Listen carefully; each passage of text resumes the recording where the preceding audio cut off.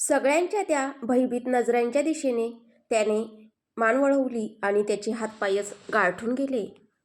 विस्पारलेले डोळे आता बाहेर पडून जमिनीत गाडले जातात की काय, काळीज फाटून हातात येतंय की काय असे त्याला वाटू लागले.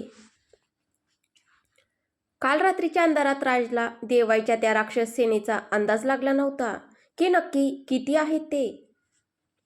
पण जसजसं क्षितिजावर सूर्यबिंब टेकलं आणि लाल गुलाबी नारिंगी प्रकाशाने क्षितिज हळूहळू उजळू लागलं, तशी त्याची ती विस्तीर्ण सेना त्याच्या नजरेस पडत होती. जेवढे भामरागडमध्ये वाळूचे कण नसतील तितकी देवाईची माणसं पसरलेली होती त्या पठारावर. नजर पडेल तिथपर्यंत तंबूच तंबू उभारलेले होते, जे आता गुंडाळून देवाईच्या फौजा मुंग्याप्रमाणे जंगलाच्या दिशेने आगेकूच करत चालल्या होत्या. भामरागडपर्यंत पोहोचण्याच्या बऱ्याच छोट्या वाकड्या तिकड्या पायवाटा असल्या तरी दोनच मुख्य रस्ते होते जिथून मोठ्या प्रमाणात लोक येऊ शकतील असे.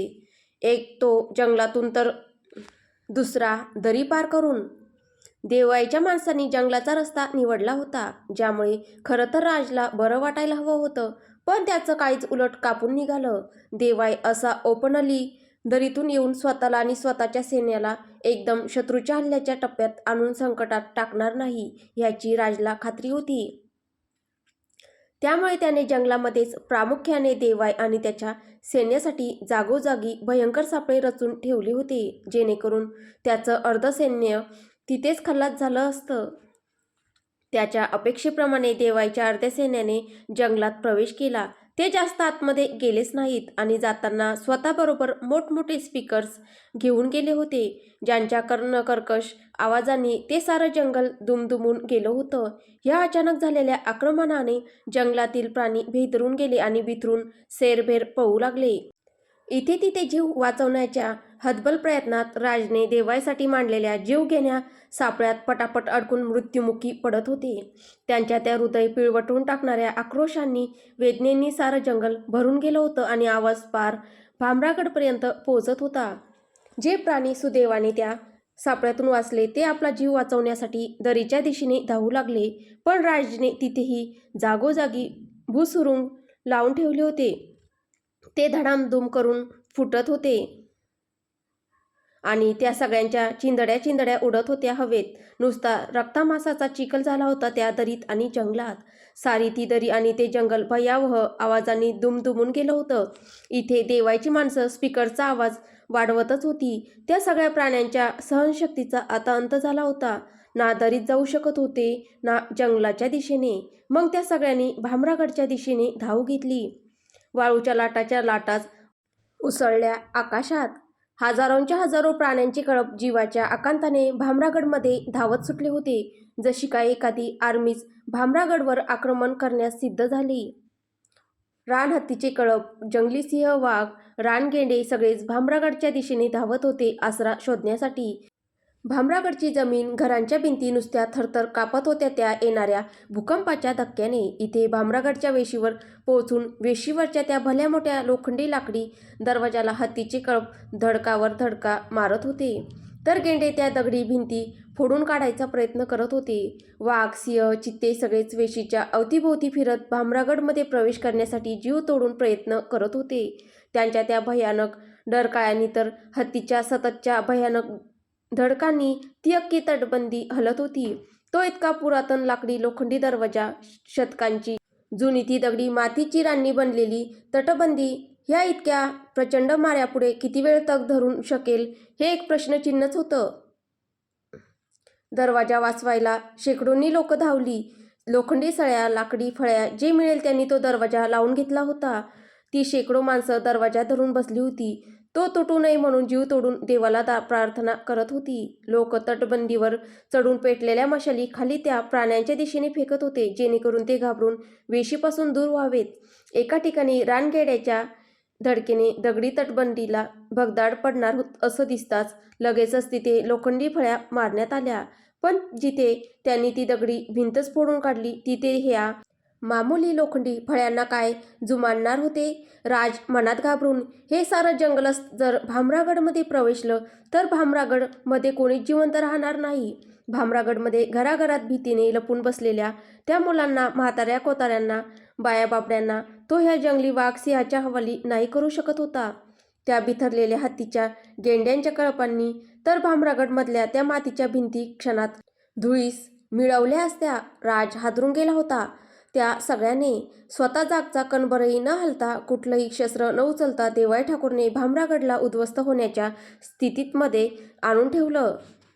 अमाप क्रूरतेचं आणि दहशतीचं प्रतीक होता देवाई कार्तिक ठाकूर.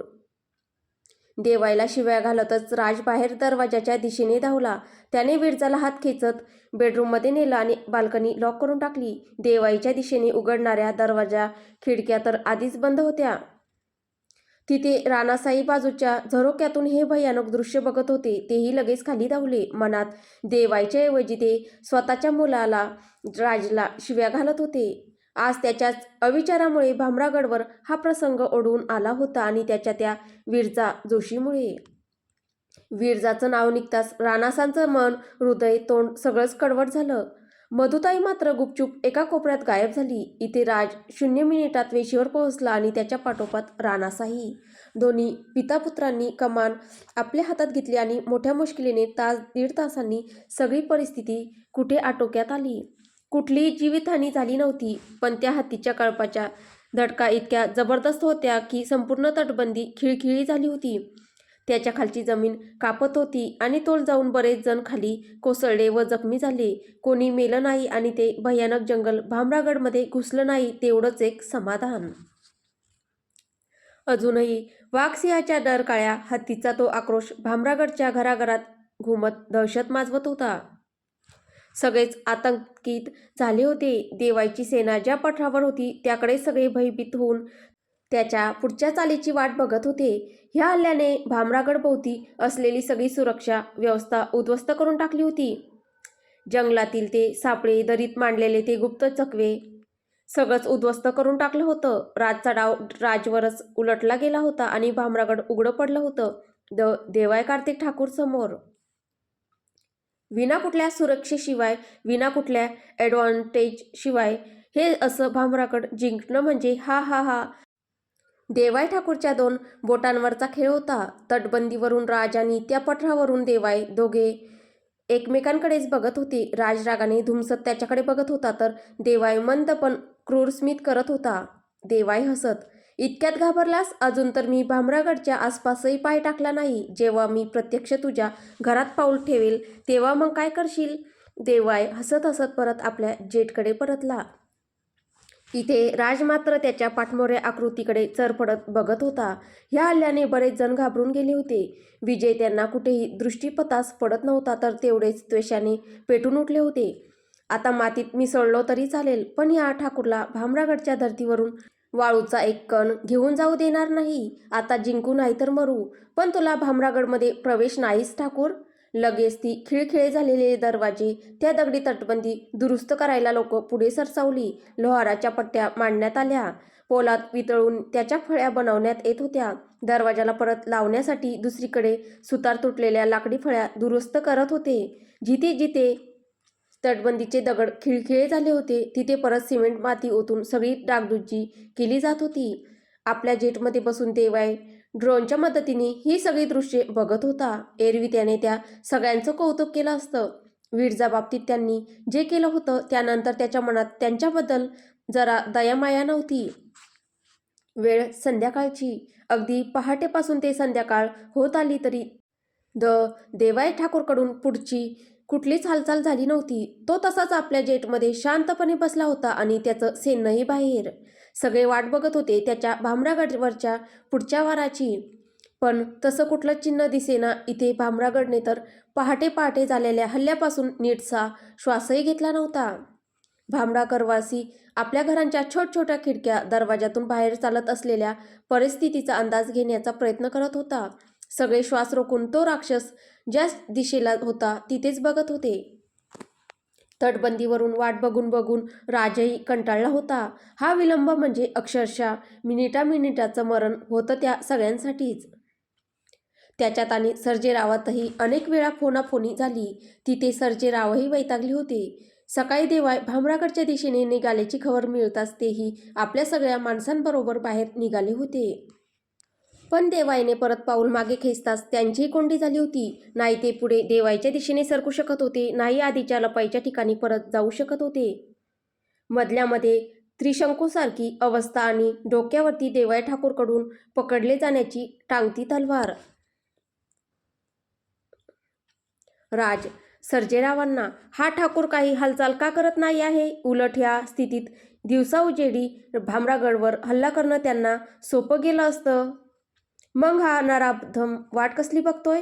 सर्जेराव राजला भय हे त्याचं सगळ्यात मोठं शस्त्र आहे. एखाद्याला मारायच्या आधीच त्याला अस्तित्वाने क्रूरतेने भयभीत करून टाकतो की बिचारा तो मारायच्या आधीच मरून जातो. हे खरं होतं. इथे राजला समोरासमोर त्याच्याशी युद्ध खेळायला काही वाटलं नसतं, पण ही पहाटेपासून ते संध्याकाळपर्यंत वाट बघण्याच्या प्रतीक्षेने त्याच्या मनातील देवाय कार्तिक ठाकूर नावाची भीती सहस्रपटीने वाढली होती. इथे रानासांच्या अनुभवी बुद्धीलाही देवायची ही अगम्य शांतता कळेना. नक्कीच काहीतरी धुमसत होतं त्या राक्षसी मेंदूत. काय आहे नक्की तुझ्या डोक्यात ठाकूर? राज पण आपल्या डोक्याची चक्रे पटापट हलवू लागला. पण देवाय कार्तिक ठाकूरच्या त्या कारस्थानी मनाचा थांग काही त्याला लागत नव्हता. डोकं शिनलं जात होतं, पण त्याच्या ह्या चालीमागची चाल काही राजला कळून येत नव्हती. इथे जेटमध्ये राणा आणि जॉनही थोडे आश्चर्यचकितच झाले होते. देवायच्या धीरगंभीर शांततेने जॉन रुद्रायला, बॉस संध्याकाळ होत आली आहे, पुढे कुठलं पाऊल उचलायचं? देवाय शांतपणे, एवढी घाई कसली आहे जॉन? आधी माझे सगळे शत्रू तरी जमा होऊ दे. देवायच्या डोळ्यातली आग त्याच्या मनातली सुडाची भावना स्पष्ट करत होती. तिथे दिल्लीहून हायकमांड पद्मा ठाकरे, पंतप्रधान काकडे, राज आणि सर्जेरावांच्या संपर्कात होते आणि एका गुप्त खोलीत मोठ्या स्क्रीनवर भामरागडच्या युद्धभूमीचं दृश्य बघत होते. पहाटे पहाटे भामरागडवर झालेल्या हल्ल्याने तेही हादरून गेले होते. ती होणाऱ्या युद्धाची एक छोटीशी झलक होती. देवाय ठाकूर काय करू शकतो त्याची छोटीशी झलक होती, पण त्यानंतर मात्र त्याची ती शांतता त्यांना जीवघेणी वाटत होती. इथे पद्मा ठाकरे आणि पंतप्रधान काकडे विचार करतच होते की तिथे तो शेवटी निघाला बाहेर आणि सर्जेराव व राजच्या तोंडातून अस्फुटशी किंकाळीच बाहेर पडली. सगळी शस्त्र दारुगोळा घेऊन त्याचं सैन्य अखेर आपल्या जागेवरून बाहेर पडलं. त्यांच्या हातातल्या त्या अत्याधुनिक machine guns, bazooka, rocket launcher, torpedo बघून तर त्यांचे डोळेच फिरले. कुठेतरी बॉम्ब पण असणार ह्याची खात्रीच होती आता त्या सगळ्यांना. हा काय तिसरं महायुद्ध घडवायला भामरागडमध्ये आलाय की काय? नर्वस झालेले सर्जेराव बोलले. तेवढ्यात त्यांना दुसरा धक्का बसला. देवाय आणि त्याची राक्षसी सेना जंगल मार्गाने न येता दरीतून येत होती. सगळेच चक्रावले. खरं तर दरीतून येण्याने देवाय आणि त्याची सेना सहजच आपल्या शत्रूचं भक्ष्य बनणार होती. सर्जेरावांना त्याच्यावर मात करणं सहजच शक्य होतं. पहिल्यांदाच एक ॲडव्हान्टेज मिळाला होता त्यांना ह्या निमित्ताने देवाय ठाकूरवर. आयुष्यातला तो एकमेव शेवटचा गोल्डन चान्स देवाय ठाकूरला मारण्याचा, जो सर्जेराव कधीच सोडणार नव्हता. त्यांनी लगेच आपल्या माणसांना फटाफट ऑर्डर्स दिल्या आणि निघाले धूम ठोकून दरीच्या दिशेने. खाली दरीत देवाय आपल्या सैन्याबरोबर असणार होता, तर वरती दरीच्या चोहोबाजूंनी घात लावून सर्जेराव. देशभरातील शेकडो हार्डकोर क्रिमिनल्स घेऊन अत्याधुनिक मशीन गन्स आणि बॉम्बसकट देवाय कार्तिक ठाकूरचं एन्काउंटर इतकं सोपं असेल असं त्यांना कधी वाटलंच नव्हतं. मूर्ख सर्जेराव आपल्या मृत्यूकडे हसत हसतच चालला होता. पंतप्रधान काकडेही खुशच होते. शेवटी हे सगळं संपेल तरी. शंकेची पाल फक्त राजा आणि हायकमांड पद्मा ठाकरे यांच्याच डोक्यात चुकचुकली. देवाय कार्तिक ठाकूर, तो क्रूरकर्मा, तो राक्षस जो इतक्या प्रयत्नांनीही कधीच मारला गेला नाही, तो सर्जेरावांच्या एका फडतूस एन्काउंटर प्लॅननी मारला जाईल. कसं शक्य आहे हे? राजने लगेच स्क्रीन बंद करून आपल्या लखन, नाटो, महेश आणि पवन ह्या प्रमुखांना बोलावलं आणि सांगितलं, राज, त्या सगळ्यांना, तो ठाकूर दरीतून यायला निघालाय भामरागडला. खात्री करून घ्या आपली सगळी माणसं ही सर्जेरावांच्या माणसांच्या पाठीमागेच असतील. फ्रंटला कोणीही नसेल. समोर त्यांनाच ठेवायचं. काही झालं तरी पुढून पहिला वार आपण करायचा नाही. निघणाऱ्या सगळ्या गाड्यांमधलं पेट्रोल चेक करा आणि जोपर्यंत हे सगळं युद्ध चालू आहे तोपर्यंत गाड्या चालूच कंडिशनमध्ये असल्या पाहिजेत. कुठल्याही क्षणी मागे फिरवत्या आल्या पाहिजेत. लखन, पवन, नाटो, महेश सगळ्यांनाच राजच्या निर्णयाचं आश्चर्य वाटलं की आपण घनघोर युद्ध करणं अपेक्षित असताना असा बचावात्मक पवित्रा का घेत आहेत कुंवर? राज त्या सगळ्यांकडे बघत, मला त्या ठाकूरवर जराही विश्वास नाही. तो जर स्वतःहून जाणून बुजून आपल्या सापळ्यात अडकत आहे तर नक्कीच खूप मोठा डाव असेल त्याच्या पाठीमागे. तो इतका सहजासहजी अडकण्यातला नाही. द देवाय कार्तिक ठाकूर आहे तो. द देवाय कार्तिक ठाकूर. एवढ्या पांचट प्लॅनमध्ये अडकणाऱ्यातला तो नक्कीच नाही. तो जर भामरागडमध्ये शेकडो ड्रोन पाठवून चप्प्याचप्प्याची खबर मिळवू शकतो तर हा जो सर्जेराव भले मोठे ट्रक आणि माणसं घेऊन येतोय इथे ते त्याला कळलं नसेल काय? नक्कीच त्याच्या डोक्यात काहीतरी आहे. देवाय क्रूरपणे हसत. अब होगा तांडव, रक्ततांडव. तो आपल्या सगळ्या सैन्यासह पायीच उतरत होता दरीत. सगळ्यात पुढे तो, त्याच्या मागे त्या 7 जणी, त्यांच्या मागे जॉन, राणा व हातात मशीन गन्स घेऊन चालत असलेले त्याचं ते सैन्य. कोणाच्या तोंडातून एकही शब्द बाहेर पडत नव्हता, पण त्या सगळ्यांच्या पायातील बुटांच्या खाडखड आवाजाने ती सारी दरी मात्र दुमदुमून निघाली होती. तर त्या 7 जणींचे रागीट हुंकार काळजात कापरे भरवीत होते. आपल्या गाड्या, माणसे, शस्त्र, दारुगोळा घेऊन राजही दरीच्या माथ्याशी पोहोचला होता. वर उभं राहून तो खाली दरीत शिस्तीत चाललेलं ते काळ्या सुटाबुटातील देवायचं सैन्य काळजीपूर्वक बघत होता. एका गोष्टीचं राजला नेहमीच आश्चर्य वाटायचं की एक बिझनेसमॅन असून मग भले तो जगातला सगळ्यात टॉपमधला का असेना, देवाय कार्तिक ठाकूर स्वतःच्या दरबारी इतक्या सिक्युरिटी टीम्स, इतक्या इंटेलिजन्स टीम का बाळगतो? एका उद्योगपतीला 24 तास अशा एका एवढ्या भलाढ्य आमराडाची गरजच काय? पण आज कळत होतं त्याला, बिझनेस आणि अमाप दहशत ह्या एकाच नाण्याच्या 2 बाजू होत्या. देवाय कार्तिक ठाकूरच्या काळ्या भिन्न साम्राज्याच्या. प्रचंड मोठं उद्योग साम्राज्य होतं म्हणून ही इतकी दहशत, आणि ही इतकी मोठी दहशत होती म्हणून ते एवढं मोठं उद्योग साम्राज्य टिकून होतं. एक संपलं की दुसरं आपोआप कोसळणार होतं, आणि त्याबरोबर नष्ट होणार होता तो हृदयहीन क्रूरकर्मा सम्राट. देवाच्या माणसांची ती लयबद्ध हालचाल, मशीन गन्सवरील घट्ट पकड, डोळ्यातले क्रूर थंड भाव, नजर समोर ठेवून चालण्याची ती पद्धत वर्षानुवर्षे त्यांच्या खडतर ट्रेनिंगचाच परिचय देत होती. राज व्यवस्थित समजून चुकला होता. त्या काय देवाच्या नुसत्या सिक्युरिटी टीम्स नव्हत्या, तर ते होते प्रोफेशनल मारेकरी. Pure association, the perfect killer. ते काही नवीन नव्हते अशा रक्तसंहाराला. तशी एक थंड शिरशिरी राजच्या अंगावरून सरकन गेली. आजपर्यंत किती जणांना मारलं असेल ह्या लोकांनी त्या सगळ्यांच्या पुढे चालणाऱ्या देवाईकडे बघून, आणि असे किती रक्ततांडव खेळले असतील ह्या राक्षसाने? मग राजला धवनच्या मृत शरीराचे तुकडे आठवले. डोळे दुःखाने भरून गेले होते तर हृदय वेदनेने. किती तडफडून मेला असेल धवन, राजला कल्पनाही करवत नव्हती. राज रागात स्वतःशीच पुटपुटला, सोडणार नाही मी तुला ठाकूर. आज मी धवनचाच नाही तर तुझ्या हाती मेलेल्या त्या प्रत्येक व्यक्तीच्या मृत्यूचा बदला घेईन, जो अतिशय क्रूरपणे मारला गेलाय तुझ्याकडून.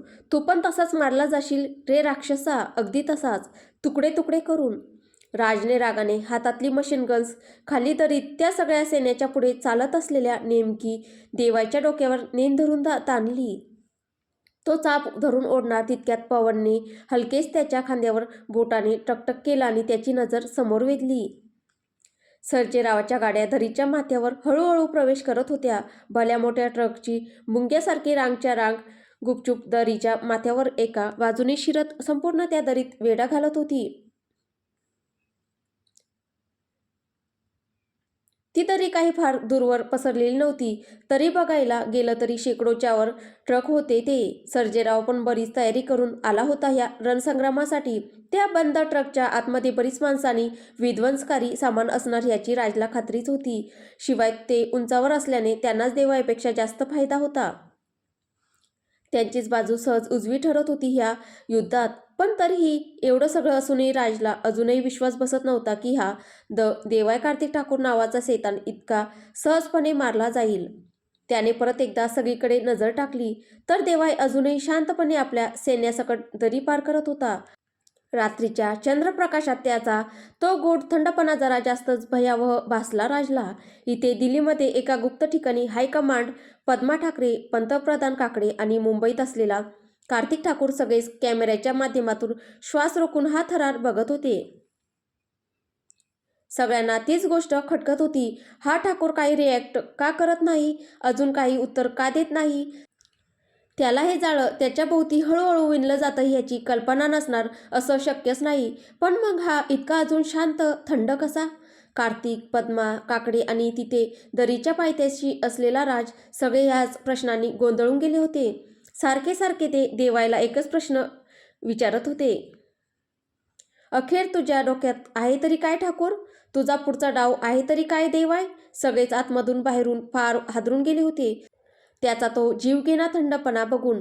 पण इथे देवाच्या कपाळावरची मात्र एकही रेष हलत नव्हती. तो तसाच दणदण पावले टाकत पुढे जात होता. इथे दरीच्या माथ्यावर चालत असलेल्या हालचाली देवाच्या सैन्याच्याही लक्षात येत होत्या.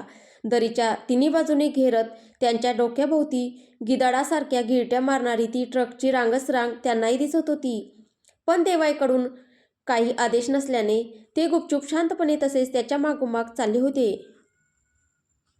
राणा आणि जॉनही चक्रावून गेले होते की नक्की काय चाललंय त्यांच्या बॉसच्या डोक्यात. आताच काहीतरी हालचाल केली पाहिजे, नाहीतर हे सगळं त्यांनाच महागात पडणार अस्पष्ट दिसत होतं त्यांना. पण देवायची ती भामरागड दिशेने पडणारी राकेट पावलं थांबवण्याची त्यांच्यातही हिंमत नव्हती. आजूबाजूला लक्ष देत ते तसेच चालले होते. मशीन गन्सवरील बोट आपोआप घट्ट होत होती. इथे दरीच्या माथ्यावर अखेर सर्जेरावाच्या त्या सगळ्या ट्रक्सनी, त्यातील माणसांनी सगळी हत्यारं, बंदुका घेऊन आपापल्या पोझिशन्स घेतल्या. लक्ष एकच होतं, खाली चाललेलं सैन्य आणि त्याचं नेतृत्व करणारा तो अपराजित सिकंदर. इथे देवाय चालत चालत दरीच्या दुसऱ्या टोकाच्या जवळ पोहोचला देखील होता. सर्जेराव मोठ्या गुरमीत होता. आयुष्यात पहिल्यांदाच तो वर होता आणि देवाय ठाकूर त्याच्या पायाशी. त्याला खूप मोठी अपेक्षा होती की आपला आणि आपल्या सैन्याचा होणारा पराभव बघून देवाय चिडेल, भडकेल, काहीतरी प्रतिक्रिया देईल किंवा आपला मृत्यू बघून दयेची भीक तरी मागेल.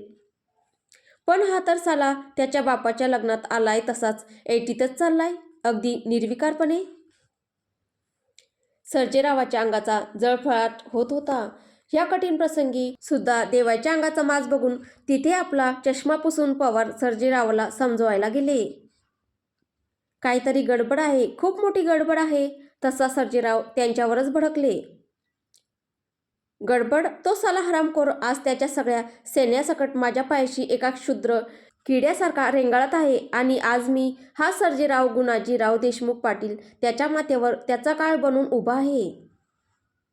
गडबड? आता गडबड नाही पवार, आता उलट सगळं ठीक होईल, जसं ठीक त्याला आधीपासूनच असायला हवं होतं. सर्जेरावने बाजूला असलेल्या माणसाकडून भोंगा खेचून घेतला आणि जोरात ओरडला त्याच्या साहाय्याने. रात्रीच्या त्या चित्रविचित्र अंधारात आणि शांततेत त्याचा आवाज शतपटीने घुमला त्या दरीत आणि देवाईपर्यंत पोहोचला. ए थांब, थांब, पुढे पुढे कुठे चाललास आहेस? तुझा काळ, तुझा संहारक, हा माननीय मुख्यमंत्री साहेब सर्जेराव गुणाजीराव देशमुख पाटील, हा या इथे उभा आहे, तुझ्या डोक्यावर तुझा मृत्यू बनून, तुझ्या जिंदगीचा फैसला करायला तयार. आता निमूटपणे शरणागती पत्कर, भीक माग माझी, हात पसर माझ्या पुढे की मी तुला सोडून देऊ. तुझ्या त्या हरामखोर जीवाची भीक देऊ तुला. चल सुरुवात कर लवकर.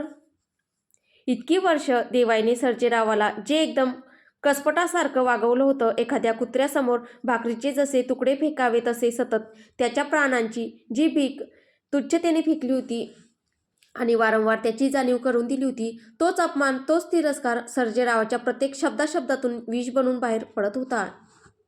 ए ठाकूर्या, घाबरलास का बे हरामखोरा?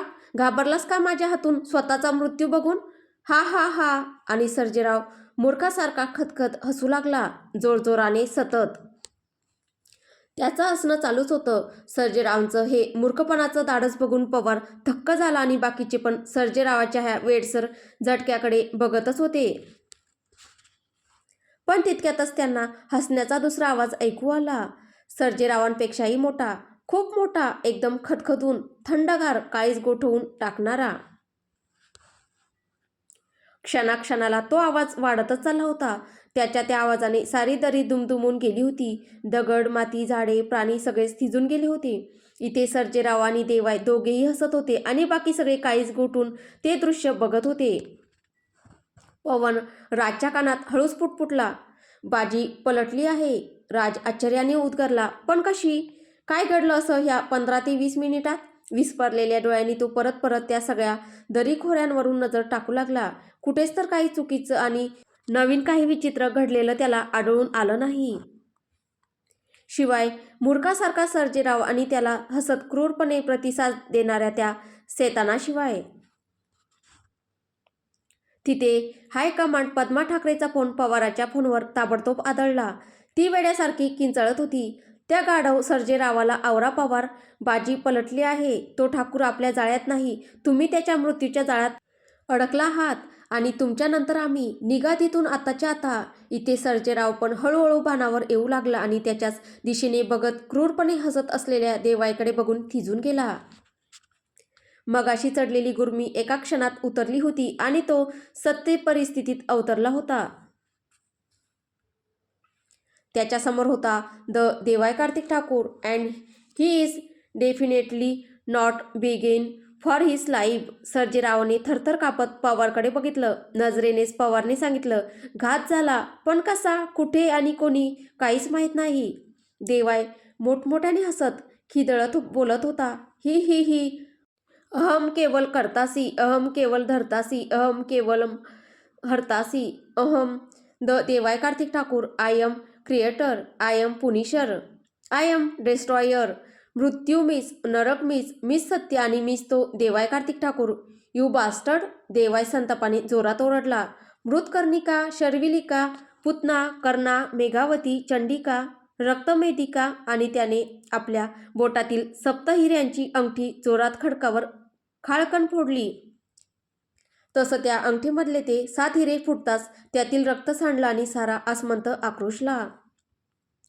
खतखत हसत मुक्त झाल्या त्या 7 जणी. हा हा ही ही ही ही. शतकांचं ते रहस्य देवाय कार्तिक ठाकूरचा काळाकुट्ट भूतकाळ आज अखेर बाहेर पडत होता आणि महाभयंकर किंकाळ्यांनी तो सगळा परिसर भरून गेला. राजचे डोळे मोठमोठे होत होते, पण तरीही त्या 7 जणी त्याच्या डोळ्यांच्या कक्षेत मावत नव्हत्या. जमिनीपासून आकाशापर्यंत त्या हळूहळू मोठ्याच होत चालल्या होत्या आणि बघणाऱ्यांचे श्वास घशातल्या घशातच अडकत होते. कोणालाच कळत नव्हतं की काय करावं, काय बोलावं, कसं रिॲक्ट करावं. सगळे जागच्या जागीच गोठून गेले होते. हे जे डोळ्यांनी बघतोय ते खरंच सत्य आहे, प्रत्यक्ष घडत आहे की फक्त निव्वळ आपला एक भासच आहे? एक जागेपणी बघितलेलं भयंकर स्वप्न. बघणाऱ्या व्यक्तीला काहीच कळत नव्हतं. सत्य आणि असत्य मधल्या सगळ्या सीमारेषा आज पुसट झाल्या होत्या. पण या मग कानावर पडणाऱ्या किंकाळ्या काय होत्या? डोळ्यांना दिसणारे हे आगीचे स्फोट काय होते? राजच्या ओठातून फक्त एवढे शब्द बाहेर पडत होते. Oh my God. ते पण अगदी हळुवारपणे. हा ठाकूर नक्की आहे तरी कोण? प्रचंड धक्क्याने त्याच्या तोंडातून किंकाळीही बाहेर पडू शकली नाही. सगळी गात्रे थरथर कापू लागली. इथे मोठ्याने किंकाळ्या मारत त्या 7 जणी उंचच उंच आकाशात झेपावल्या आणि जोरात आक्रोशल्या. आकाश नुसतं पेटून निघालं होतं त्यांच्या ऊर्जेने. अगणित छोटे छोटे स्फोट होत होते त्यांच्या शरीरातून. आकाशात कोसळणाऱ्या त्या जणू 7 संतप्त दामिनीच वाटत होत्या. दणाणून गेला होता तो सगळा परिसर भीतीने, किंकाळ्यांनी आणि त्यांच्या अनामिक दहशतीने. तर पुढे काय होईल हे आपल्याला पुढच्या भागात पाहायला भेटेल. तुम्हाला ही कथा कशी वाटते आहे कमेंटद्वारे नक्की कळवा. कथा आवडत असेल तर व्हिडिओला लाईक करा, शेअर करा. कथेचे पुढील भाग ऐकण्यासाठी आपल्या चॅनलला सबस्क्राईब करा. धन्यवाद.